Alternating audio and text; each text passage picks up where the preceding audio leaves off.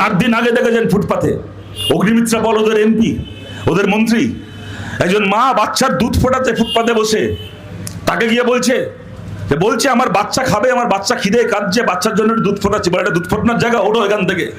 তাকে গালাগাল দিয়ে চিৎকার করে অপমান করে সেই মাকে ওখান থেকে তাড়াচ্ছে। তার দোষটা কি, অপরাধটা কি?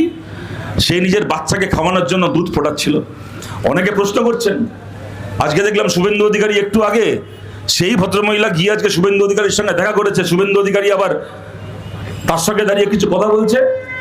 তারপরে দেখি সাংবাদিকদেরকে বলছে যে উনি আমাকে জানালেন উনি বিজেপিকেই ভালোবাসেন, বিজেপিকেই ভরসা করেন, আমার ওপর আস্থা আছে, মুখ্যমন্ত্রীকে ভরসা করেন।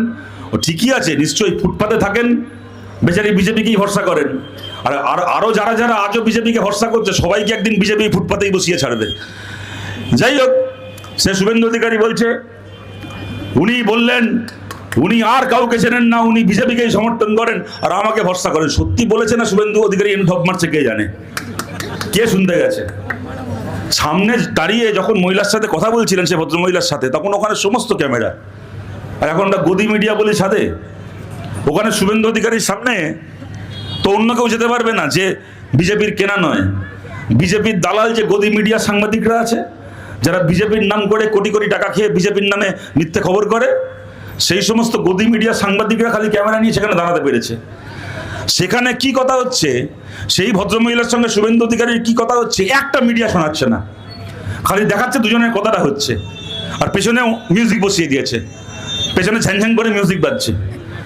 ওদের খবরের যে অ্যাঙ্কার সে পেছনে বকবক করে যাচ্ছে। আজকে মুখ্যমন্ত্রীর সঙ্গে গিয়ে দেখা করলেন, পার্কশিটের সেই মহিলা, মুখ্যমন্ত্রীর সঙ্গে কথা হলো, মুখ্যমন্ত্রী হ্যান করলেন, ত্যান করলেন, এই বললেন। আরে মুখ্যমন্ত্রী কি বললো? মুখ্যমন্ত্রী বলছে শুনতে দে, তুই বকবক করছিস কেন পেছন থেকে? উনি মুখ্যমন্ত্রীকে এই বললেন, তা উনি বললেন তো ওনারটাই শুনি, তোকে বকতে কে বলেছে? সেটা শোনাবে না, খালি দুজনের মুখ নড়ছে, হাত পান চলছে, ও দেখাচ্ছে, আর পেছনে বকবক করে যাচ্ছে গদি মিডিয়ার অ্যাঙ্কাররা। হব হয়ে যাওয়ার পরে এবার শুভেন্দু অধিকারী সাংবাদিকদেরকে বাইট দিচ্ছে যে উনি আমাকে বলেছেন আপনাকেই আমরা ভরসা করি, আমাদের সরকারের ওপর হেভি ভরসা আছে। কে জানে ঢপ মারছে কিনা? আমার তো ধারণা ঢপ মারছে, আপনাদের কি মনে হয় জানি না, কিন্তু আপনাদের বলছি। তারপর আবার বলছে এত বছর মাকুরা সরকার চালিয়েছে, মাকু মানে মার্ক্সবাদী, মানে আমরা বামপন্থীরা 15 বছর তৃণমূল সরকার চালিয়েছে, তখন কেন এর ব্যবস্থা হয়নি? আরে 15 বছর তৃণমূলের সরকারের মধ্যে 10 বছর আপনি মন্ত্রী ছিলেন, জবাব আপনি দেবেন না, জবাব আমাকে দিতে হবে, ভালো কথা। তারপরে বলছে এতদিন কেন এনাকে ফুটপাতে থাকতে হয়েছে, এর আগের সরকাররা কেন ব্যবস্থা করতে পারেনি? ঠিক কথা।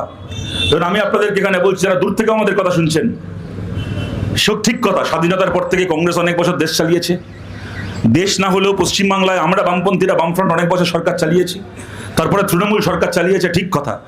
কদিন আগে আমরা স্বাধীনতার 80 বছর পালন করলাম, কিন্তু স্বাধীনতার 80 বছর পরেও আমাদের দেশে এমন কোনো রাজ্য নেই, খালি পশ্চিমবাংলা বা কলকাতা শহর বলে নয়, বাংলার এমন কোনো রাজ্য নেই, কোনো শহর নেই যে শহরে, যে রাজ্যের ফুটপাতে কোনো না কোনো গরিব মানুষকে আজও বসবাস না করতে হয়। এই সমস্যা খালি একা কলকাতার সমস্যা নয়, খালি একা বাংলার সমস্যা নয়।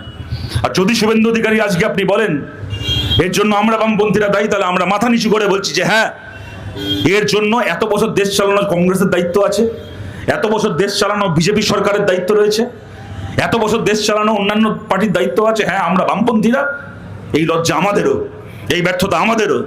স্বাধীনতার 80 বছর পরও যদি মানুষকে ফুটপাতে থাকতে হয়, কাউকে যদি নিজের বাচ্চার জন্য ফুটপাতে দুধ ফোটাতে হয়, তাহলে তার দায়, তার লজ্জা, তার ব্যর্থতা ভারতে যে দল আজ অব্দি সরকারি ক্ষমতায় এসেছে প্রত্যেকের, আমাদের সিপিআইএম, আমাদেরও লজ্জা, আমাদেরও দায়, আমাদের ব্যর্থতা আছে। আর ব্যর্থতা আছে বলেই ফুটপাতে থাকা গরিব মানুষের সামনে আমরা মাথা নিচু করে হাত জোর করে যাই, তাকে চোখ রাঙিয়ে তার দুধের বাটিতে লাথি মারতে যাই না কোনোদিন। আমাদের লজ্জা আছে, আমাদের অনুশোচনা আছে বলে।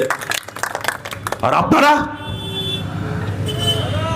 ভাত দেওয়ার মুরদ নেই, কিল মারার গোসাই, যার মাথার উপর ছাদ দিতে পারেন না। কেন আপনি পারতেন না অগ্নিমিত্রা বাদ? আরে কেউ শখ করে থাকে রাস্তায়, কেউ শখ করে রাস্তায় থাকে, আপনি মন্ত্রী তাকে গিয়ে বলতে পারতেন না যে আপনি এখানে রাস্তায় বসে দুধ ফোটাচ্ছেন কেন? তিনি আপনাকে উত্তরে বলতেন যে আমার ঘর নেই বলে, বাড়ি নেই বলে আমার এখানে বসে করতে হচ্ছে। আপনি তাকে বলতেন তখন দেখুন এটা রাস্তা, আপনার ছোট বাচ্চা আছে, এটা এখানে দাঁড়িয়ে লোকে চলাফেরা করবে, গাড়ি চলবে, এটা দুধ ফোটানোর জায়গা নয়। আপনার বাচ্চার একটা দুর্ঘটনা ঘটে যেতে পারে, পাশ দিয়ে গাড়ি যাচ্ছে, আপনার অফিসারদেরকে ডাকতেন, ডেকে বলতেন আমাদের দেশের আইনে আছে সমস্ত মানুষের মাথার উপর ছাদ থাকবে, কেন এখনো একজন মাকে রাস্তায় দুধ ফোটাতে হচ্ছে? এক্ষুনি সরকার থেকে এনার জন্য আবাসের ব্যবস্থা করা হোক। যে আবাসের টাকায় তৃণমূলের নেতারা কোটি কোটি টাকার সম্পত্তি বানিয়েছে, যে আবাসের টাকায় বিজেপির নেতাগুলোর আঙুল ফুলে কলা গাছ হয়েছে, সেই আবাসের টাকায় এই মায়ের জন্য মাথার উপর একটা ছাদ করে দেওয়া হতো। আপনি করতে পারতেন না? তার বদলে আপনি তাকে চোখ রাঙালে হুমকি দিলেন, কিন্তু তারপরে দেখলেন বাপেরও বাপ থাকে। আপনি অগ্নিমিত্রা বল গর্ব করে সেটাকে আবার ফেসবুক লাইভ করলেন, তারপরে ফেসবুকে সোশ্যাল মিডিয়ায় ওখান থেকে অ্যাম্বুলেন্স আসছে, অ্যাম্বুলেন্স যেন আটকে না পড়ে এটা ব্যবস্থা করে দিন। একটু আমাদের কমরেডদেরকেও বলছি, অন্যান্য গাড়ি ঠিক আছে, কিন্তু অ্যাম্বুলেন্সটা যেন একটু সাইড করুন, রাস্তাটা খালি করে দিন, অ্যাম্বুলেন্স চলে যাক ওখান থেকে, অ্যাম্বুলেন্সটাকে পাস করিয়ে দিন। তো ওই জিনিস হওয়ার পরে গোটা বাংলা দল মত নির্বিশেষে বামপন্থী মানুষ, তৃণমূলকে ভোট দেওয়া মানুষ, এমনকি বিজেপিকে ভোট দেওয়া সাধারণ মানুষ ছিচিকার করে উঠল। আজকে শুভেন্দু অধিকারীকে মুখে যাই বড় বড় আস্ফালন করুন না কেন, আজকে ঘোষণা করতে বাধ্য হলেন শুভেন্দু অধিকারী। কর্পোরেশনকে বলছি এনার জন্য শেল্টারের ব্যবস্থা করতে, এনার জন্য মাথার উপর ছাদের ব্যবস্থা করতে। আমরা বলছি শুভেন্দু অধিকারী, আপনাদের যদি গরিব মানুষের মাথার উপর ছাদ করে দেওয়ার ইচ্ছে থাকতো, তাহলে 3 দিন আগে আপনার অগ্নিমিত্রা পল গিয়ে এই কাজটাই 3 দিন আগে গিয়ে করে আসতো, সেখানে চোখ রাঙিয়ে আসতো না। ওই যে চোখটা রাঙিয়েছিলেন ওইটা হচ্ছে বিজেপির আসল চরিত্র। আর তারপরে 3 দিন ধরে পাবলিকের কাছে গালাগাল খাওয়ার পরে আজকে যেটা আপনাদেরকে করতে হলো, এইটাকে বাংলায় বলে ফেলা থুতু চাটতে হলো। 3 দিন আগে লাথি মেরেছিলেন, 3 দিন পরে হাত জোর করে মাথার উপর ছাদের ব্যবস্থা করে দিতে হলো। আমরা এই কথাটা আপনাদেরকে এই কারণে বলছি, সমস্ত মানুষকে বলছি, এই ছোট্ট একটা ঘটনা দেখিয়ে দিল রুখে দাঁড়ালে কিন্তু কাজ হয়। আমরা সবাই মিলে যদি রুখে দাঁড়াই, আমাদের দেখুন রাস্তায় নেবে রাস্তা অবরোধ করতে হয়নি, মিটিং মিছিল করতে হয়নি, বন ধর্মঘট করতে হয়নি, কোনো নবান্ন অভিযান করতে হয়নি। সবাই মিলে একসঙ্গে, কে কোন দল করি, কে কোন পার্টিকে ভোট দিয়েছি কিচ্ছু না ভেবে সবাই মিলে একসঙ্গে একটা এজেন্ডায় কথা বলেছি। 3 দিনের মধ্যে সরকারকে বাপ বাপ বলে সেই গরিব মানুষের মাথার উপর ঘরের ব্যবস্থা করতে হয়েছে।